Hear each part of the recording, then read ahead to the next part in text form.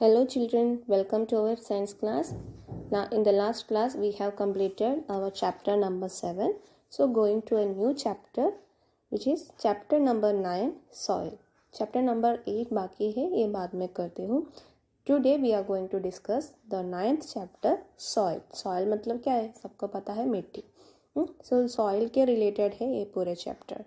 Okay, so let's start our class without wasting time.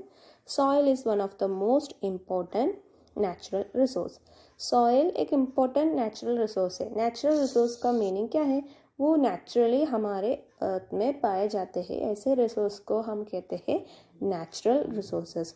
तो natural resources मतलब water, air, sunlight, वो तो natural resource हम कहते हैं क्योंकि वो सब नेचर में होते हैं और हमको ये यूज़फुल भी है. जो नेचुरल रिसोर्स हमको यूज़फुल है. सो ये सॉइल भी एक तरीके की नेचुरल रिसोर्स है. It provides anchorage to the plants and supplies water and nutrients.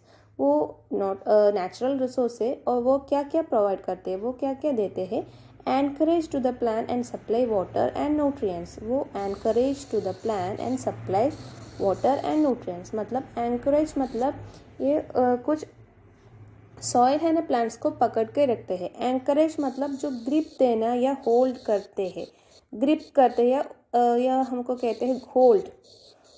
पकड़ते हैं. जो प्लांट्स को है ना बराबर पकड़ने में सॉइल मदद करते हैं. It is the home for many organisms. और छोटे छोटे प्राणियों में इसके लिए सॉइल माइक्रो ऑर्गेनिजम्स है सॉइल में और छोटे छोटे प्राणियों है. वो सब के लिए सॉइल घर के जैसा है. Soil is essential for agriculture. Soil agriculture करने के लिए एग्रीकल्चर में एसेंशियल है, ज़रूरी है. Agriculture provide food, clothing and shelter for all. So agriculture से हम को फूड कहाँ से मिलते हैं? Through agriculture. क्लोथिंग या शेल्टर वो सब एग्रीकल्चर से ही मिलते हैं. सो एग्रीकल्चर करने के लिए एक चीज़ एकदम इम्पॉर्टेंट है, वो सॉइल है. Soil is thus an inseparable part of our life. So soil हमको अलग नहीं कर सकते हैं हमारे ज़िंदगी से. द अर्थी fragrance of soil after the first rain is always refreshing. So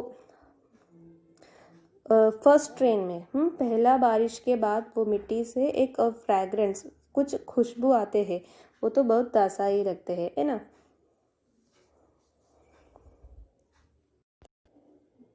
next is 9.1 soil teeming with life. जो मिट्टी हमारे ज़िंदगी से साथ चलते हैं, मतलब टीमिंग मतलब जो हमारे लाइफ के थ्रू, वो लाइफ के साथ ही चलते हैं. इसको टीमिंग कहते हैं. One day during the rainy season Paheli and Boojho observed an earthworm coming out of the soil. Rainy season के टाइम में एक दिन बूजो एंड पहेली इसको देखा, एक अर्थवर्म को देखा. अर्थवर्म है ना सॉइल से बाहर आ जाते हैं. Paheli wondered whether there were other organisms also in the soil. Let's find out. So पहेली को डाउट आ गया. पहेली ऐसा सोच रहे कि अभी तो मिट्टी से ये अर्थवर्म आ गया. सो ये मिट्टी के अंदर दूसरा ऑर्गेनिज्म से दूसरा प्राणियों है. Activity let's find out. चलिए हम देखते हैं activity 9.1. Collect some soil samples and observe them carefully. You can use a hand lens. Examine each sample carefully and fill in table 9.1. So here आप कुछ सॉइल कलेक्ट करना है. दूसरे जगह के सॉइल सैम्पल, सॉइल है ना, कुछ मिट्टी आप कलेक्ट करना है और आप ध्यान से ऑब्जर्व करना है.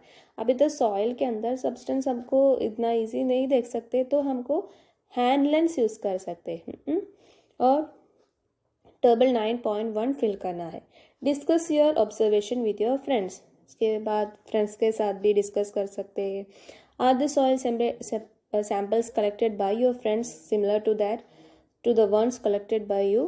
क्या आपके फ्रेंड्स की अपने फ्रेंड्स भी सॉइल कलेक्ट किया है तो आपका भी वो सेम ही होते हैं.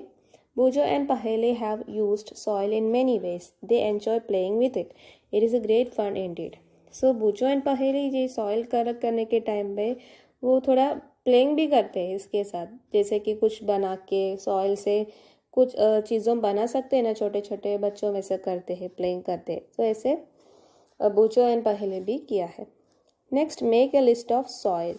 Make a list of uses of soil. Soil की यूसेस क्या क्या है? हम सबको पता है सॉइल को बहुत सारा यूसेस है, उपयोग है। सो आज हम 5 यूसेस ऑफ सॉइल डिस्कस करेंगे। ओके,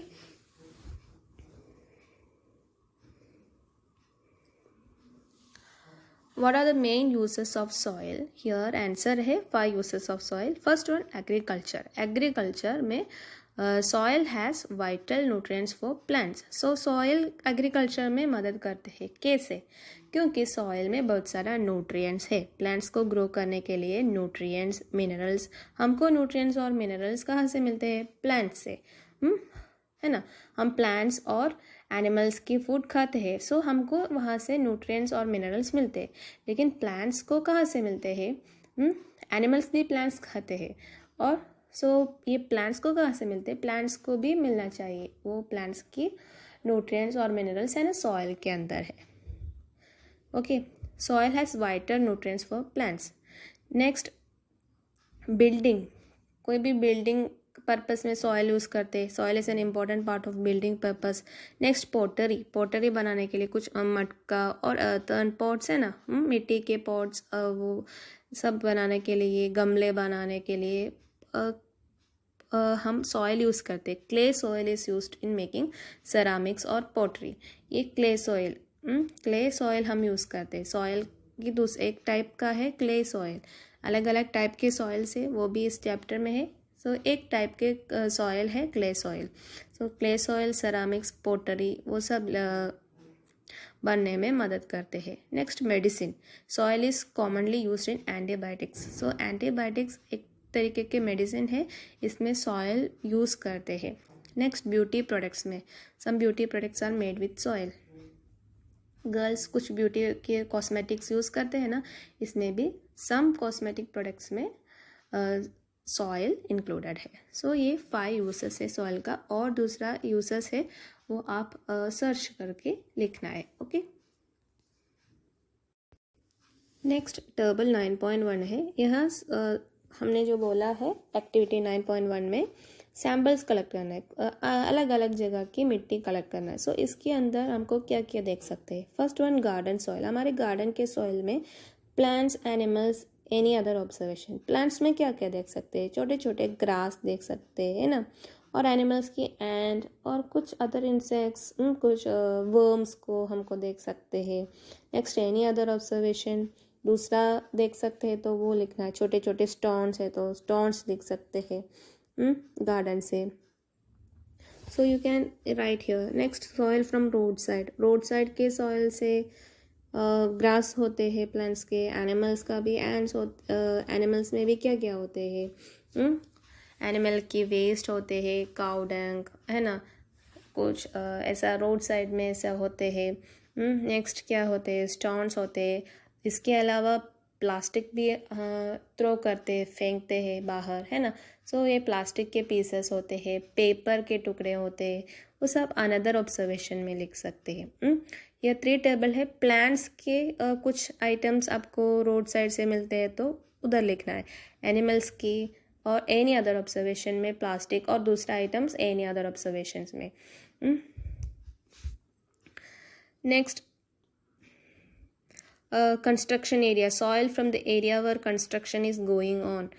वो कोई भी बिल्डिंग बना के वो साइट है ना, वहाँ से हमको क्या क्या मिलते हैं? एक्चुअली हमको स्टोन ज़्यादा मिलते हैं, सैंड, स्टोन, अदर पार्टिकल्स है। प्लांट्स, एनिमल्स के अलावा एनी अदर ऑब्जर्वेशंस में हमको ज़्यादा मिलते हैं। स्टोन के पार्टिकल्स, सैंड के पार्टिकल्स, डस्ट पार्टिकल्स, वो सब मिलते हैं सॉइल, मिट्टी के साथ।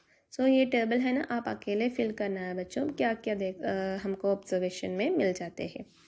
ओके,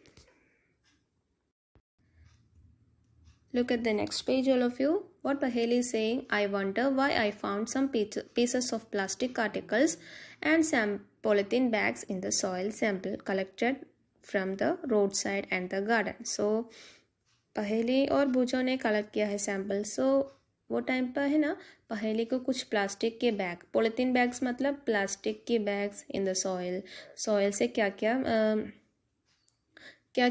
मिल गया है कि जो पॉलीथीन बैग्स और प्लास्टिक की articles, pieces of plastic plastic वो सब मिल गया है गार्डन से और रोड साइड से भी। तो क्यों वो मिट्टी में ऐसे सब चीज़ों होते हैं। पॉलीथीन बैग्स क्योंकि हम बाहर फेंकते हैं, अभी सारे लोग प्रदूषण करते, पोल्यूट करते हैं एनवायरनमेंट को। हम सबको पता है प्लास्टिक है ना एकदम हार्मफुल है सॉइल के लिए, क्योंकि वो नॉन बायोडिग्रेडेबल है। नॉन बायोडिग्रेडेबल मतलब वो सॉइल में मिक्स नहीं हो जाते हैं। इतने ईयर्स 100-200 ईयर्स के बाद भी वो मिट्टी में वो मिक्स नहीं हो जाते हैं। इसीलिए प्लास्टिक है ना पोल्यूशन क्रिएट करते हैं। इसीलिए हम ऐसे कहते हैं कि प्लास्टिक बाहर नहीं फेंकना है, वो तो रिसाइकलिंग करना है प्लास्टिक का। नेक्स्ट टेबल देखो, polythene bags and plastic pollute the soil, they also kill the organisms living in the soil. Polythene bags और प्लास्टिक को बहुत सारा हार्मफुल इफेक्ट्स है। और क्या क्या है कि they kill the organism living in the soil. Soil के अंदर बहुत सारा माइक्रो ऑर्गेनिजम्स है। माइक्रो ऑर्गेनिज्म मतलब जो छोटे छोटे ऑर्गेनिजम्स है, हमारी खुले आंखों से हमको देख नहीं सकते, हमारी आइज नेकेड आइज से हमको नहीं देख सकते। ये सारी माइक्रो ऑर्गेनिजम्स को है ना माइक्रोस्कोप के थ्रू हम देख सकते हैं। That is why there is a demand to ban the polythene bags and plastic. So ये माइक्रो ऑर्गेनिजम्स है ना मिट्टी के अंदर, अर्थवर्म तो हमको देख सकते हैं, लेकिन छोटे छोटे ऑर्गेनिजम्स हैं इसको हमको देख नहीं सकते, लेकिन वो मिट्टी के लिए बहुत ज़रूरी है। वो न्यूट्रिएंट्स देने में भी मदद करते हैं मिट्टी पे। सो ये पॉलीथीन बैग्स या प्लास्टिक की अदर पार्टिकल्स हम मिट्टी में फेंकते हैं तो वो इसकी लाइफ को अफेक्ट करते हैं और वो मर जाते हैं। सो हमारे सॉइल है ना इनफर्टाइल हो जाते हैं, सॉइल की क्वालिटी नष्ट हो जाते हैं, डिस्ट्रॉय हो जाते हैं, और जो प्लांट्स में भी डायरेक्टली अफेक्ट करते हैं। Okay, other substances which pollute the soil are number of waste products, chemicals and pesticides. So दूसरा क्या है कि waste products, दूसरे waste और केमिकल वेस्ट जो फैक्ट्रियों से और हम वेस्ट है ना मिट्टी में फेंक दिया है तो वो भी प्रॉब्लम से। और पेस्टिसाइड्स भी सॉइल की क्वालिटी को कम करते हैं। Waste products and chemicals should be treated before they are released into the soil. So waste product chemicals वो सब हम वो पॉइजनस है थोड़ा सा, वो तो हम वो पॉइजनस कंटेंट्स है ना इसके अंदर से रिमूव करना, इसके बाद हम सॉइल में फेंकना है। The uses of pesticide should be minimised, और पेस्टिसाइड है ना बहुत कम करना है क्योंकि वो मिट्टी के लिए अच्छी नहीं है।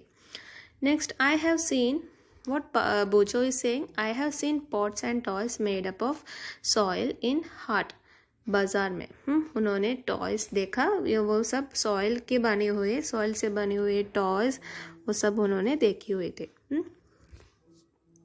ये सॉइल से हमको बहुत सारे अर्थन पॉट्स टॉयज वो सब सॉइल से बना सकते हैं। सो सॉइल इज़ वेरी इंपॉर्टेंट।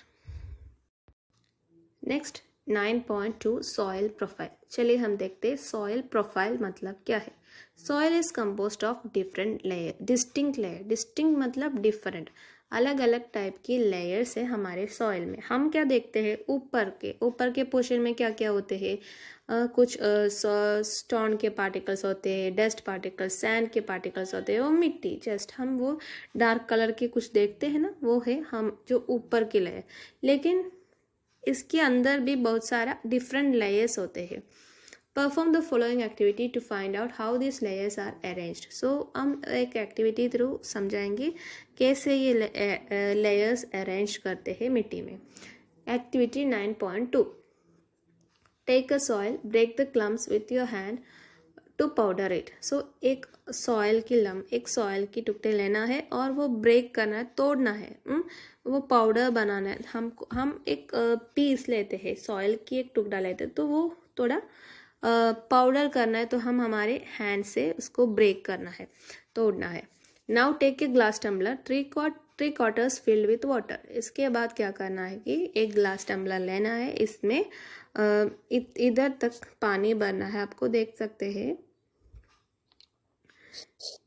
1/4 तक पानी भरना है। And add handful of soil to it, और हमारे एक हाथ में कितने सॉइल हमको कैरी कर सकते हैं उतना वो ग्लास टम्बलर के अंदर डालना है। इसके बाद मिलाना है। Stir it well with stick to dissolve the soil, एक स्टिक यूज करके अच्छे से मिलाना है। Now let it stand undisturbed for some time, इसके बाद हम इसको डिस्टर्ब नहीं करना है, थोड़ी देर ऐसे ही रखना है। फिगर 9.2 देखो। Afterwards observe it and answer the following questions. थोड़ी देर के बाद हमको वो कुछ डिस्टर्बेंस हम नहीं करना है और ऑब्जर्व करना है, इसके ऑब्जर्व करना है ये ग्लास टम्बलर, और आंसर कर लीजिए नीचे 3 क्वेश्चन से। Do you see layers of particles of different size in the glass tumbler? So आपको क्लियरली देख सकते हैं, अलग अलग लेयर्स आपको क्लियरली देख सकते हैं। क्या आपको देख सकते हैं या नहीं? इस पिक्चर में देख सकते हैं। तो ये एग्जाम्पल है ना, आपके घर पे भी कर सकते हैं। And you have to write here, draw a diagram showing this layer. So here diagram दिया है, कितना लेयर्स है? 1 2 3 4 लेयर्स होते हैं, और 5 भी हमको कह सकते हैं, ऊपर कुछ है। सो ये लेयर्स है ना, ड्रॉ करना है। Are there some dead rotting leaves और ऑर्गेनिज्म और animal remain floating on the water? क्या आपको कुछ डेड रिमेन्स, कोई कुछ मर जाए वो कोई लीव्स की ऐसा कुछ देख सकते हैं ऊपर? Yes, we can see that.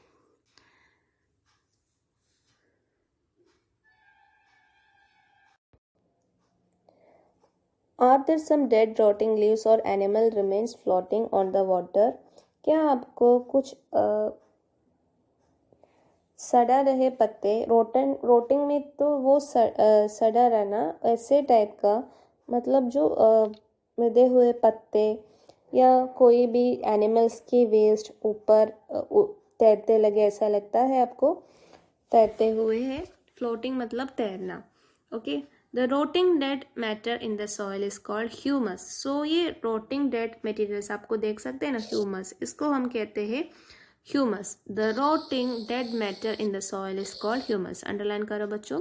सो ये पार्टिकल्स को सड़ा रहे पत्ते या मृद प्राणियों के वेस्ट, ये सब को हम कहते हैं ह्यूमस। और ये ह्यूमस है ना, मिट्टी के लिए एकदम इम्पोर्टेंट है, अच्छे है, वो मिट्टी के क्वालिटी बढ़ जाते हैं इसके वजह से। Next paragraph, you probably know that the soil is formed by the breaking down of rocks by the action of wind, water, weather. This process is called weathering. So दूसरे definition है, the soil is formed by the breaking down of rocks by the action of wind, water and climate. This process is called weathering. आपको पता है children कैसे soil बने हुए हैं, कैसे सॉइल बनते हैं? यस, सॉइल एक्चुअली है ना, हम सॉइल देखते हैं वो बड़े बड़े पत्थर है ना, वो विंड, पवन, वाटर या क्लाइमेट, इसके वजह से वो बड़े बड़े पत्थर है ना तोड़ जाते हैं, और ये ब्रेक करके छोटे छोटे टुकड़े में ब्रेक हो जाते हैं। ये प्रोसेस को हम वेदरिंग करते हैं। सो ये प्रोसेस के वजह से है सॉइल बनी हुई है। जो सॉइल एक्चुअली ये बड़े बड़े रॉक्स है ना, पत्थर के टुकड़े हैं। क्यों ऐसे ब्रेक डाउन हो जाते हैं?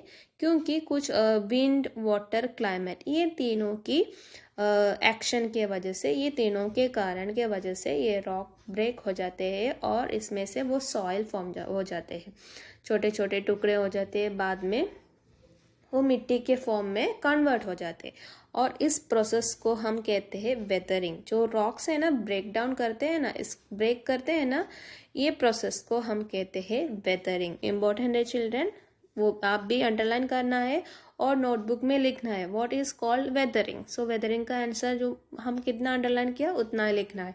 नेक्स्ट ऊपर का, what are called humus, the rotting dead matter in the soil is called humus. Okay, next, the nature of any soil depends upon the rocks from which it has been formed and the type of vegetation that grow in it. So soil तो rock से बनी हुई है, सो कौन सी rock से वो एक soil बनी हुई है? वो सॉइल है ना, जो रॉक की स्पेशलिटी वो भी सेम प्रॉपर्टी वो भी शो करते हैं। वो रॉक्स कैसे होते हैं ऐसे ही हमारे सॉइल भी हो जाते हैं। सेम प्रॉपर्टी ये सॉइल भी शो करते हैं। और वो सॉइल में कितना वो क्या क्या वेजिटेशंस ग्रो करते हैं, कौन सी प्लांट्स ग्रो करते हैं, वो भी ये रॉक्स है ना, किस रॉक से वो बनी हुई है, वो एक जगह के सॉइल वो इसको डिपेंड करते हैं, वो रॉक की स्पेशलिटीज फॉलो करते हैं। Okay, next paragraph, a vertical section through which different layers of soil is called the soil profile. Each layer differs in feel. So soil profile मतलब क्या है कि देखो बच्चों,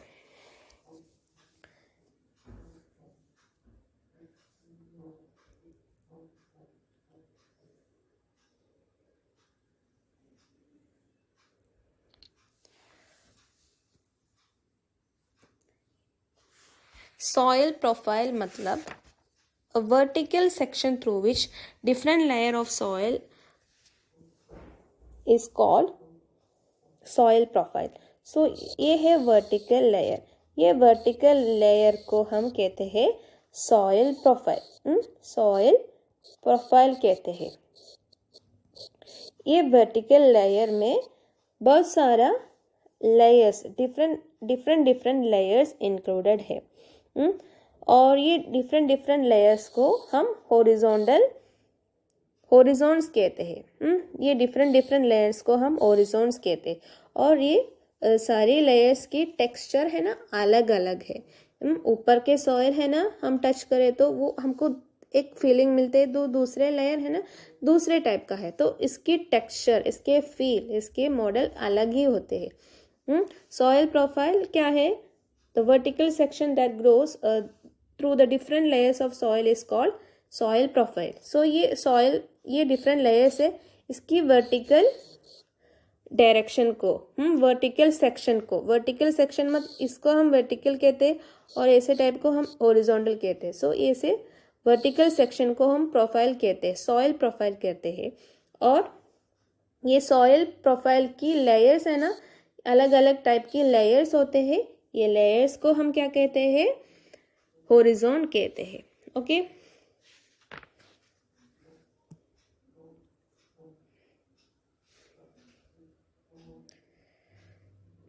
each layer differs in feel, texture, colour, depth and chemical composition. सबके depth, गहराई या colour, chemical composition, इसके अंदर केमिकल्स क्या क्या है वो सब अलग ही होते हैं। These layers are referred to as horizons. For 9.3 देखो कितना होरिजोन्स है, A horizon, B horizon, C horizon, आपको ऐसा देख सकते हैं। और नीचे बेड रॉक है। बेड रॉक मतलब जो नॉर्मल रॉक है ना, मेन रॉक है ना, वो इसको बेड रॉक कहते हैं। ये बेड रॉक से बाकी सारे लेयर्स बनी हुई है। Okay,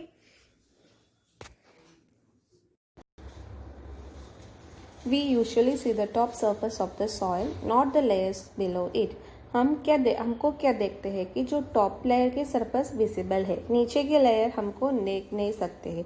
if we look at the side of a recently dug ditch, we can see the inner layer of the soil. अभी कोई गड्ढा खोद लिया है तो जो हमको इससे जो इनर लेयर्स है ना देख सकते हैं। Such a view enable us to observe the soil profile at that place. So हमको वो ऑब्जर्व करके वो वहाँ के सॉइल प्रोफाइल कैसे होते हैं वो ऑब्जर्व कर सकते हैं। Soil profile can also be seen while digging a well और laying the foundation of a building. So soil profile हमको कोई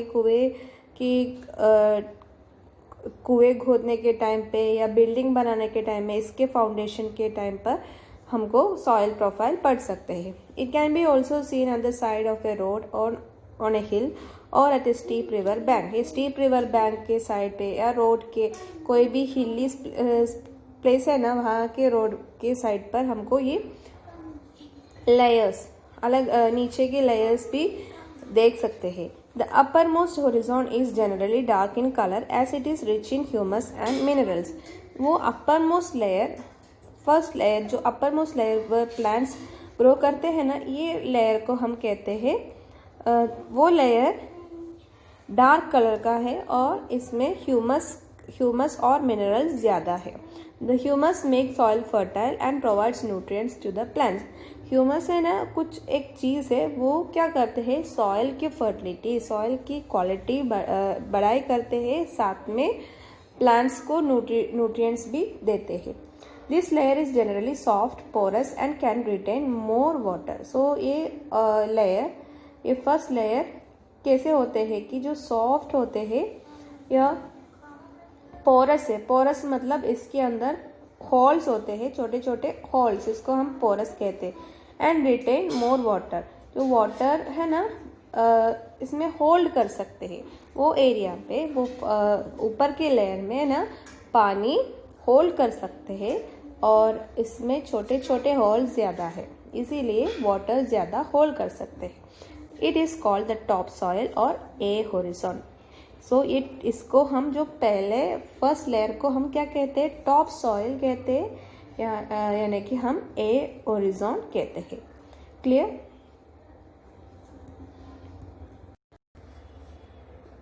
This provides shelter for many living organisms such as worms, rodents, molds and beetles. The roots of small plants are embedded directly in the topsoil. So ये top soil है ना, top soil में कुछ छोटे छोटे organisms like worms, rodents मतलब squirrels, rats, इसको हम रोडेंट्स कहते हैं, मोल्स, बीटल, ये सब छोटे छोटे ऑर्गेनिजम्स का नाम है। सो ये ऑर्गेनिजम्स है ना, ये मिट्टी के अंदर ये मिट्टी गोद कर इसके अंदर रहते हैं। The roots of small plants are embedded entirely in the top soil. छोटे छोटे प्लांट्स के रूट्स है ना, वो इतना गहराई तक नहीं जाते हैं, वो ऊपर लेयर है ना इसमें फिक्स हो जाते हैं। एम्बेडेड मतलब इस वहाँ पे फिक्स होते हैं, इसकी पूरे बॉडी है ना ये फर्स्ट लेयर में भी हो जाते हैं। The next layer has lesser amount of humus but more of minerals. Next layer B horizon का है। सो बी होरिज़ोन में ह्यूमस का अमाउंट लेस है बट मोर ऑफ मिनरल्स, इसमें मिनरल्स ज़्यादा है लेकिन ह्यूमस इतना नहीं है। This layer is generally harder and more compact and is called B horizon और द मिडिल लेयर। सो ये बी होरिज़ोन को हम मिडिल लेयर भी कहते हैं और जनरली हार्ड होते हैं। नेक्स्ट थर्ड लेयर है। Third layer is the C horizon which is made up of small lumps of rocks with cracks and crevices. Below this layer is the bedrock which is hard and difficult to dig with a spade. So third layer सी होरिज़ोन का है। सी होरिज़ोन lumps, बड़े बड़े पत्ते की जो टुकड़े से, या क्रैक मतलब इसकी पीसेस, क्रेविसेस, क्रैक्स इसका मतलब क्या है कि जो पीसेस, छोटे बड़े बड़े रॉक्स की पीसेस, और ये थर्ड लेयर में सी होरिज़ोन में ये सब होते हैं। आपको देख सकते हैं छोटे छोटे क्रैक्स और क्रेविसेस थर्ड होरिज़ोन में। और नीचे का है बेडरॉक। बेडरॉक है ना एकदम हार्ड है, वो हमको इजीली ब्रेक नहीं कर सकते हैं विथ अ स्पेड। हमको खुदाल से हमको इसको तोड़ नहीं सकते, डिग नहीं कर सकते हैं। So this is last layer is the bedrock. So children, this is the end of our today's class. Tomorrow we will study the soil types. Okay children, have a nice day.